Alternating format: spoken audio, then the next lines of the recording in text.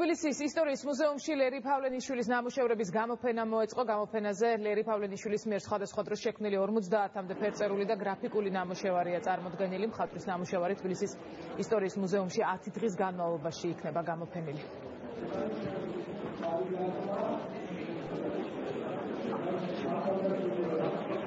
ძალიან გვინდა რომ საზოგადოებამ კიდევ ერთხელ ნახოს მისი შემოქმედება.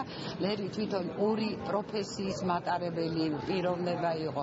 პირველი მისი პროფესია იყო არქიტექტურა, მეორე კი ფერწერა. ორივე პროფესიონალ დონეზე ჰქონდა შესწავლილი. ჩემთვის მისი შემოქმედებიდან განსაკუთრებული არის აკვარელი, იმიტომ რომ ნამდვილად ზედმიწევნით საინტერესო აკვარელს აკეთებდა. ის იყო ძალიან მჭიდრო კავშირში ქართულ მეცნიერებასთან, ქართულ არქეოლოგიასთან, ძალიან ბევრ ექსპედიციაში მონაწილეობდა და ყველანი ჩვენ ვარ ძალიან მადლიერი მისი და ამასთან ერთად ის იყო ძალიან კეთილშობილი და დიდი იუმორის პატრონი პიროვნება და ძალიან მიხარია რომ ის ხსოვნას ესეთ პატივსაცემად.